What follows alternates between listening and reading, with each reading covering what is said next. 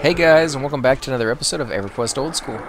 And on this episode, we are over at the wall, and I'll show you my level. We are level 11, and I'm about almost 3 bubbles into my level. Now I've been here for about an hour, hour and a half, and gained about 2 bubbles at the wall at level 11.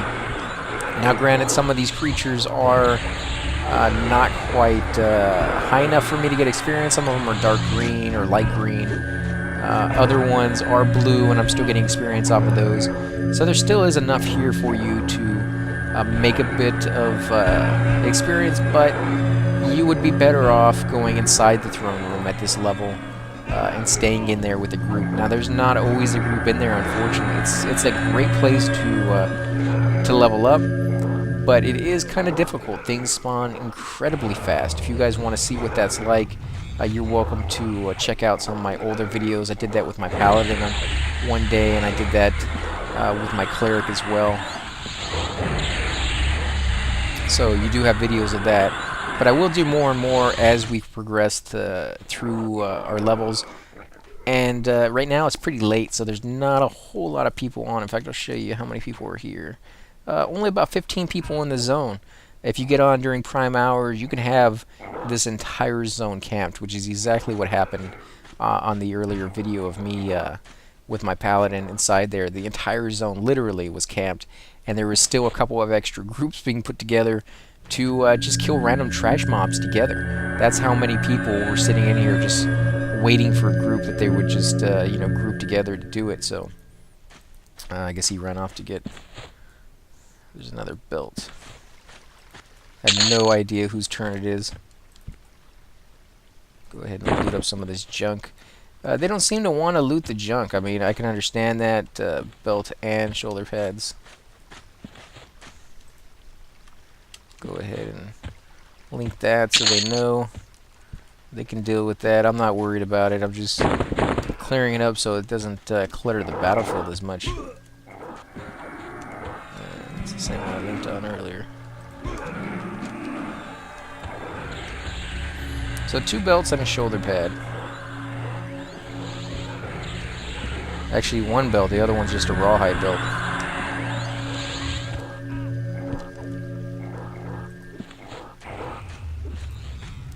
Let me heal this guy. We do have 2 healers in the group, and they happen to both be clerics.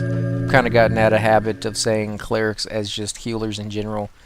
Because I don't like to, just imply that nobody else can do it, because that's, not true. Obviously, you can. I'm not sure why this guy's walking. He may be seriously overweight to be walking that slow, Gaston. So, man, I wonder what his encumbrance number is on that one.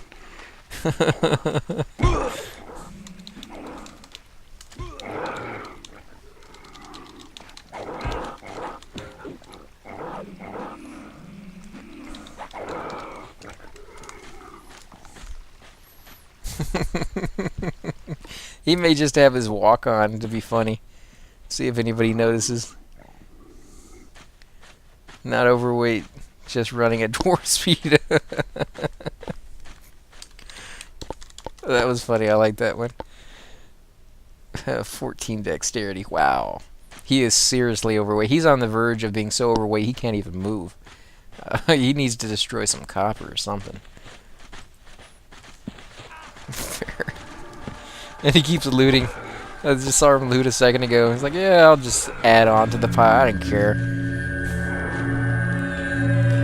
It's alright. I don't mind just being so encumbered that my backpacks are making me where I can't breathe. And I'm falling to my knees. Granted, his knees are like 2 inches off the ground. Switching target to Oracle. That's a good button to have if you're the main tank.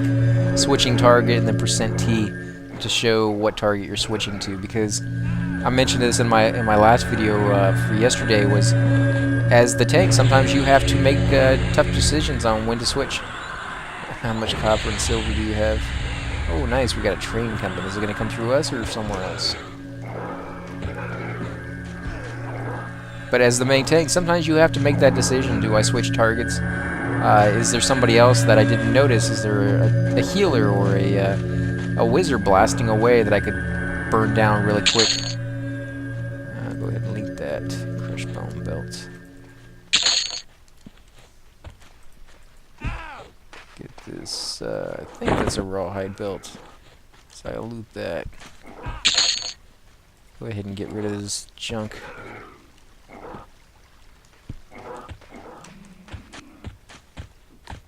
Meting AFK real quick. That's what the RK or RQ stands for. Train to zone. Someone call train careful. Yeah, you got to be careful when people call train, but you got to remember the zone is pretty big, and you're on the right-hand side of the zone. The train could be coming from the left, so you know if it doesn't seem like the train reaches you within a few seconds or a minute or so of someone shouting out, the chances are you're pretty safe. It's probably on the other side. Now, if you see mobs running, like this one right here, the Centurion who's running, and he's not supposed to, like, there's a couple of mobs over here who just naturally run back and forth. But if you see one like that you know never runs over here, then chances are the train has somehow reached your area. The paving issue, maybe he, you know, split off from the group in another area and is now running through your area, and bad things are probably about to happen. You know, it's probably about to happen to you, because when paving gets involved, you can have some seriously nasty things happen that you just, there's no way to expect. You had to be very familiar with paving issues to be able to predict that. You had to be like, oh, okay, I know he's going to turn at that bridge, and when he turns at that bridge, he's going to go halfway down the bridge, turn around, and when he goes halfway down the bridge, he's going to aggro the other guys standing there. And those guys won't go across the bridge. They're going to go this way, and then that's going to happen, and this is going to happen. It's all going to domino towards us. And so you'd be like, okay, let's zone. But very rarely do you have anybody who's that familiar with the zone. I mean, that has to be, you know, one heck of a pooler. Probably it's going to be the pooler who's going to be that familiar. Nobody else should be, because he's the one who has to deal with that on just an average basis of pooling like nonstop. He has to know where the paving issues are and try to avoid them and try to predict them and try to just, you know, all around be aware of some of the nastier pools are going to be, because some of them are just outright deadly if you don't know what you're doing. Let's get rid of all this junk, because we know Gaston can't loot anything. Although he wants to. He's sitting there drooling at it. He's like, oh, I want to loot, I want to loot. But my guy won't pick up another 5 copper and still move. You also got to remember, it looks like he's wearing bronze armor. And bronze armor is incredibly heavy. It's really good at his level. I mean, that's going to make him a pretty good tank, which he already is. Wants to sell Dwarven Axe, 5 platinum. 6 damage, attack delay, 26, one-handed slashing. Yeah, you know, it's not bad, it's just not good. Like, it doesn't have any stats on it. Which, granted, at this level, you're probably not going to get a weapon with stats unless you're a tweak or you have a friend who's tossing some gear at you. But for 5 platinum, that's, depending on your level, probably, you know, 3 or 4 spells. That's a lot of spells at this level. Because you got to save up quite a bit to buy your next level spells. In fact, I actually went ahead and sold some of my my belts to pay for my next level spells, which I believe are level 12.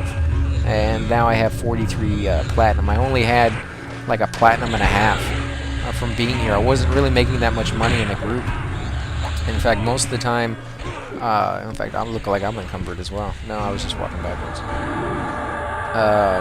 Most of the time, the money you'll make at higher levels is simply from randoming on loot that nobody in the group wants. And when that happens, you'll win something that you don't need. And if you don't have an alt to give it to, you'll be able to sell it for, you know, a couple hundred platinum or more than that. And for the most part, that's how the economy works, is you'll sell something, then buy something with that, they'll get the money, they'll, you know, buy something, and the money just kind of goes around in circles. The people who are putting the money in are usually soloing classes, like the Necros and the Mages, who are going off and hunting, you know, giants, or things of that sort, where they can make a lot of platinum pretty quickly, but you're less squishy than me. Take aggro. So he's letting them know to take the aggro, but he's still getting hit quite hard. I'm gonna have to heal all of these. It's a hard choice on who to heal. I kind of miss the group heals in a situation like this. They'd be perfect. They're all about 40 to 60% life, and it usually did about 2 bubbles of health. Granted, it did enormous amounts of aggro. Use that. There's not a doubt in your mind that you're going to get every single creature in the group to attack you all at the same time. It's a guarantee. That's exactly what's going to happen. Go ahead and tell them out of mana. That would make both healers out of power at the exact same time, which is kind of a deadly combo with both a Legionnaire and a Oracle behind, but thankfully they're making quick work of it. They're doing some serious damage to it with just their weapons. There you go. Should be fine. Now we just need to heal up and med up. Throw in one more and say loot up. I hate having bodies all over the place. Go ahead and get rid of this stuff. Yeah, nothing in there. Get rid of this stuff. If you guys have any clue what those things are for, definitely let me know. These things right here, which I can't even loot because I guess I already have one. So let me look at my inventory and I'll show you what I mean. These things right here. A lot of them here. I think I pick these things up all the time. You can only have one apparently because it's a lore item, but they drop pretty common. So if there's something you can turn them into, I know the slaver keys here, the shackle keys. You can take them over to the slave camps. There's one on the left-hand side of the zone, and then there's another one right down here.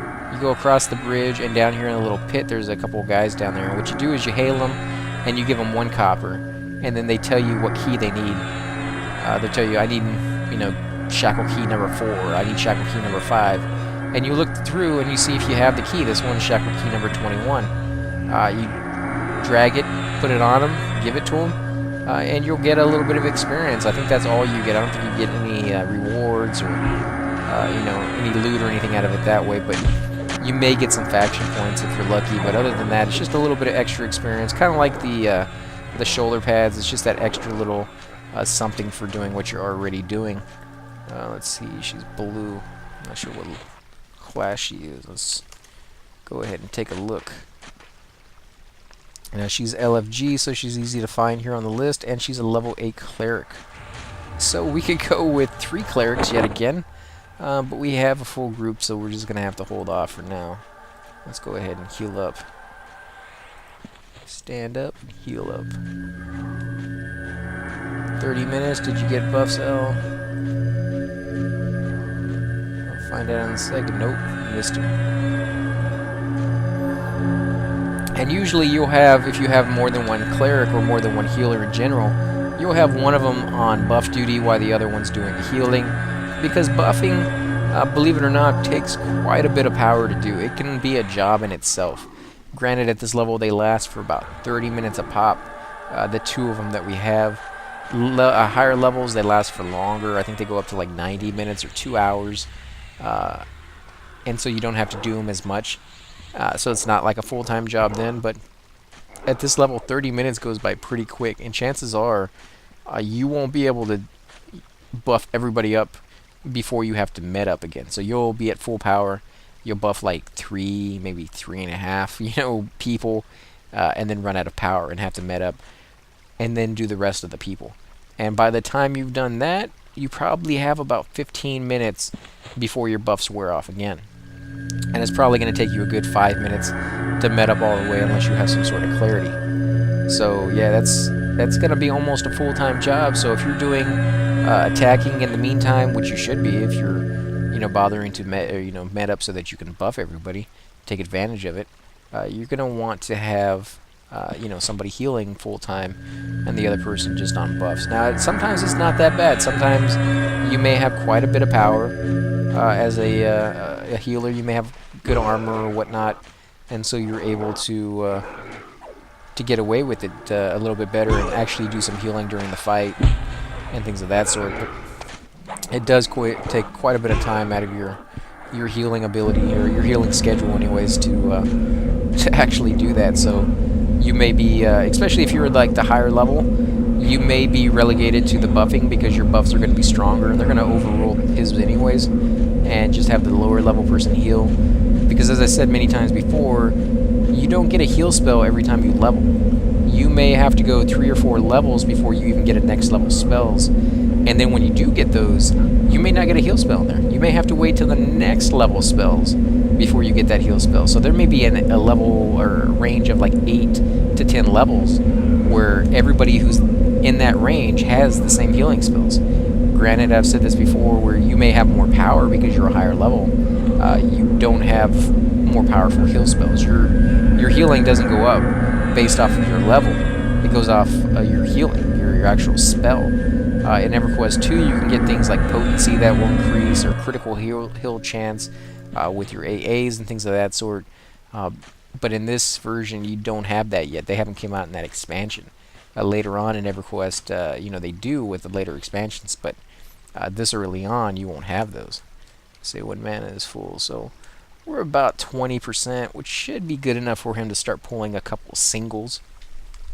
Nothing fancy, but now that everybody's full life, he should get the hint that he can go ahead and start getting back into the swing of things, as long as he doesn't pull too much. But again, that's up to him, whether he believes he has the capability to just get singles.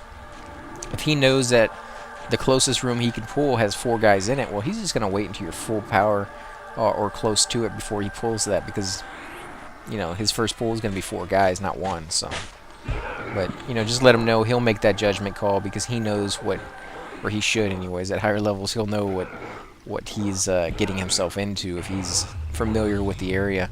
If he's not, usually the tanks or the pullers will tell you, hey guys, this is my first time here. I'm not familiar with the area, so just letting you know that there might be some pretty nasty pulls. And somebody in the group usually has a tank that they play, when they're not playing their main character, and will let him know in tells or something, or even in group, that hey, okay, this room's going to be this way and that room's going to be that way.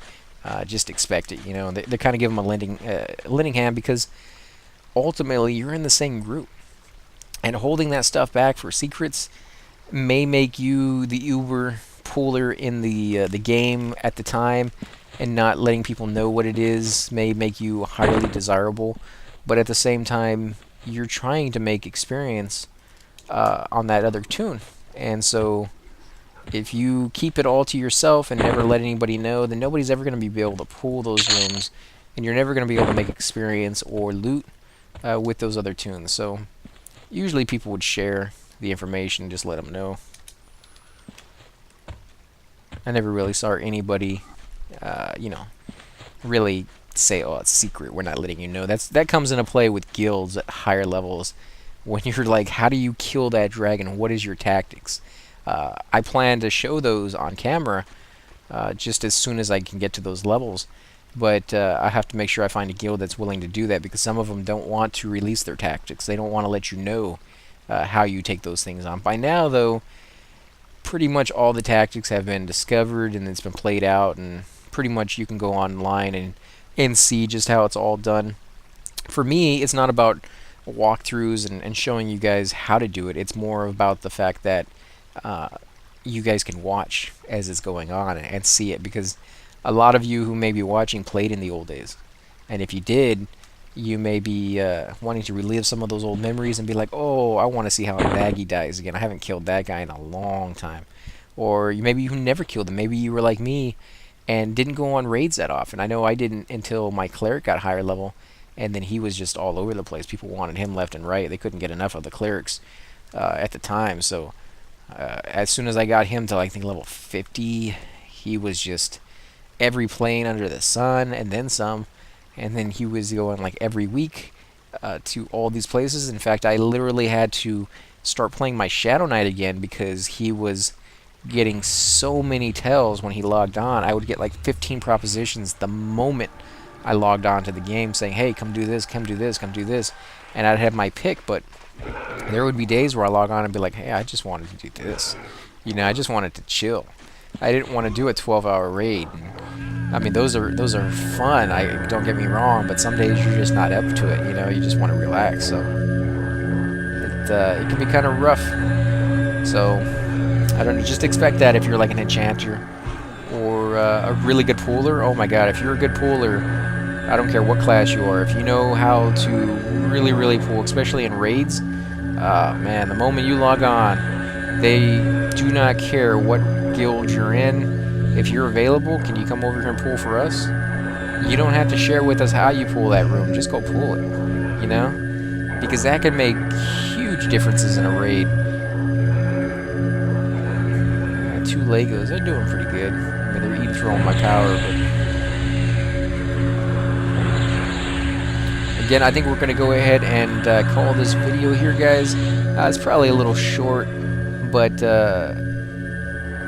I don't want to do it over, you know, too long, because some of you guys have mentioned that about 30 minutes, 40 minutes is what you guys prefer. If you guys like the longer ones, leave that down in the comments. I'll be more than happy to do more longer ones, you know, hour long or longer than that, if that's what you guys really want to see. But again, I don't know until you guys let me know. So I want to thank you guys for watching. Take a moment if you can and hit the like button, subscribe. Definitely helps my channel grow. And I'll catch you on the next video, guys.